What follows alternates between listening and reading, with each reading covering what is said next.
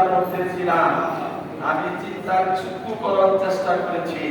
যদি এটা মাথায় নেন, কোনো সন্দেহ নাই যে আপনি জান্নাতে হিসাব দিয়ে দিবেন।